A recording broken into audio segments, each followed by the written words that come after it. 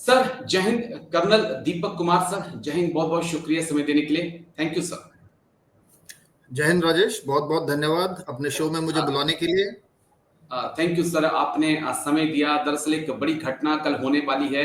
15 अगस्त को रूस के राष्ट्रपति व्लादिमीर पुतिन और अमेरिका के राष्ट्रपति डोनाल्ड ट्रंप अलास्का में मिल रहे हैं। और ये मुलाकात उस वक्त हो रही है जिस वक्त रूस के पूर्व राष्ट्रपति मेदवेदेव लगातार परमाणु अटैक की धमकियां दे रहे थे। ये मुलाकात उस वक्त हो रही है जिस वक्त अमेरिका ने एक बार फिर से यूक्रेन को कहा कि जितने हथियार चाहिए आपको मिल जाएंगे। क्या मायने इस मुलाकात के सर, और कितनी संभावना कि रूस यूक्रेन की जंग खत्म हो जाए सर? जी हाँ, ये बहुत एक इम्पोर्टेंट मैं समझता हूँ जियोपॉलिटिकल मीटिंग होने वाली है, जिस पे कि पूरी दुनिया की नज़र इस मीटिंग पर रहेगी और इसका जो जो भी नतीजा निकलेगा वो भारत में तो हमें शायद जो है 16 तारीख को पता चलेगा, क्योंकि अलास्का में और भारत के टाइम जोन में करीब 13.5-14 घंटे का फर्क है।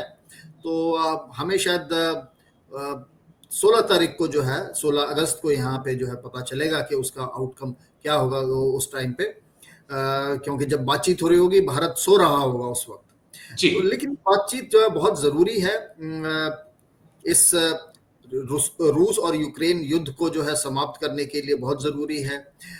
इसमें लेकिन बड़ी दिलचस्प बात यह है कि बातचीत हो रही है अमेरिका और रूस के राष्ट्रपतियों के बीच में, और जो पार्टीज हैं टू कन्फ्लिक्ट वो हैं यूक्रेन और रूस। तो यूक्रेन को उसमें शामिल नहीं किया गया है और यूक्रेन को सपोर्ट कर रहा है यूरोप। यूरोप का जो है कोई भी जो है प्रतिनिधि या कोई भी रिप्रेजेंटेटिव इसमें शामिल नहीं है। हालांकि आज इस वक्त जब हम आज 13 अगस्त है, तो आज जो है यूक्रेन के जो राष्ट्रपति हैं ज़ेलेंस्की, वो बर्लिन में हैं और फ्रेडरिक मर्क्स के साथ जो जो कि जर्मनी के जो है चांसलर हैं उनके साथ हैं। और वो शायद वर्चुअली प्रेसिडेंट ट्रंप से और बाकी सभी जो है यूरोपियन लीडर्स से कनेक्ट करेंगे और वो शायद उनको इन्फ्लुएंस करने की कोशिश करेंगे ट्रंप को कि क्या वो आउटकम यूक्रेन के लिए चाहते हैं।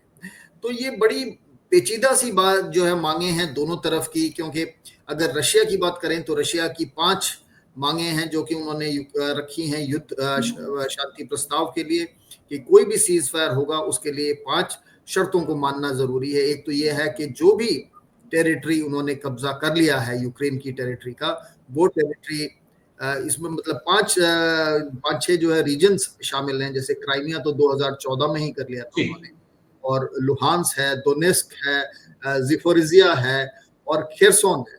तो ये टेरिटरी वो वापस नहीं करेंगे और वो चाहते हैं कि यूक्रेन का पूरा डीमिलिटराइज किया जाए और डीनाजिफिकेशन किया जाए, और कोई भी नेटो की जो है मेंबरशिप यूक्रेन को ना दिया जाए। और इसके अलावा उन्होंने कहा है कि रशियन लैंग्वेज को वहां पे जो है एक ऑफिशियल लैंग्वेज का दर्जा दिया जाए।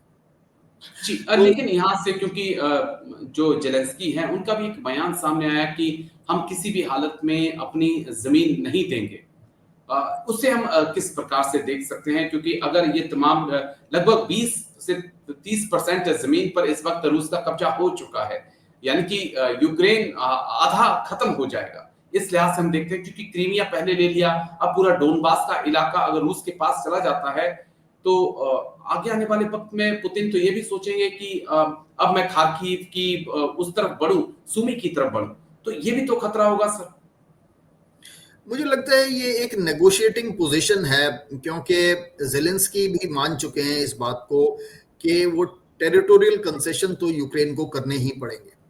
हालांकि वो उन्होंने कहा जरूर है, लेकिन मुझे लगता है कि वो अंदर से वो भी जो है जानते हैं, क्योंकि एक तो सबसे बड़ी बात ये है कि अगर ये सीज फायर नहीं होता है तो जो है ये युद्ध जारी रहेगा और रशिया के पास जो है यूक्रेन से ज्यादा रिसोर्सेज हैं। जो जिस जमीन पर, जिस टेरिटरी पर उन्होंने 2014 से लेके अब तक कब्जा किया हुआ है, वहां पे उनको उस कब्जे को खाली कराना बहुत ही जो है मुश्किल हो जाएगा।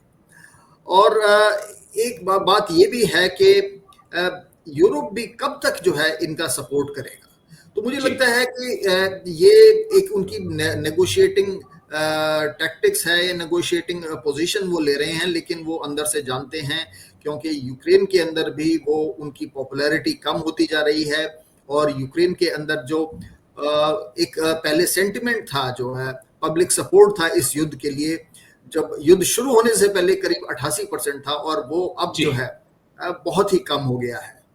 और इसके अलावा एक और इम्पॉर्टेंट बात जो कि प्रेसिडेंट ट्रंप ने कही है, वो उन्होंने जब उनसे पूछा गया इस मीटिंग के बारे में जो कि पुतिन के साथ अलास्का में होने वाली है, तो उन्होंने कहा कि दो चीजें उन्होंने कही कि एक तो, और हालांकि दोनों ही कन्फ्लिक्टिंग हैं, लेकिन ट्रंप जो है ऐसी बातें अक्सर करते हैं, उनके जाने जाते हैं कि दो चीजें बिल्कुल ऑपोजिट कह देते हैं। एक तो उन्होंने कहा कि ये लिसनिंग एक्सरसाइज है, कि मैं सुनने के लिए जा रहा हूँ, या फील करने के लिए जा रहा हूँ, टू फील आउट कि वो क्या सोचते हैं पुतिन।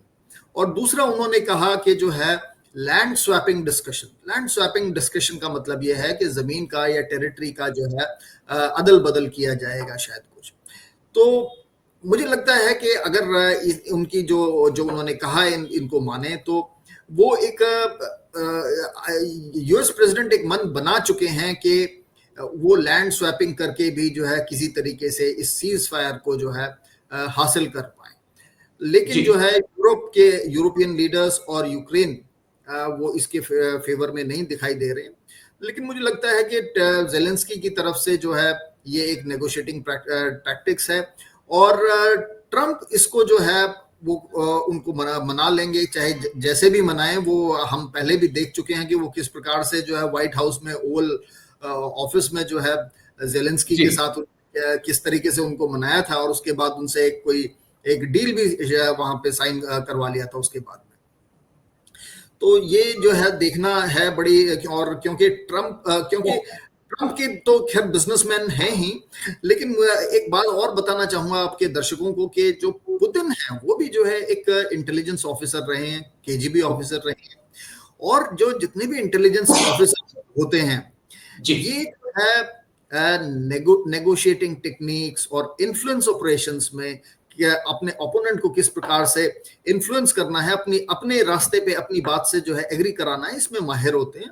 और इसके लिए मैं एग्जांपल देना चाहूंगा पुतिन का ही, कि 2018 में पुतिन और ट्रंप के बीच में एक और फिनलैंड में एक मीटिंग हुई थी, और उस मीटिंग के बाद जो है उनके साथ जो स्टाफ था, उनके जो एड्स थे जो है ट्रंप के, उन्होंने आके ये कहा कि जब मीटिंग खत्म हुई तो ट्रंप जो है पुतिन के फैन बन के आए, वो एक उनके फैन बन गए। उन्होंने जो है पुतिन ने उनको इस प्रकार से जो है अपनी बातचीत से और इन्फ्लुएंस कर दिया।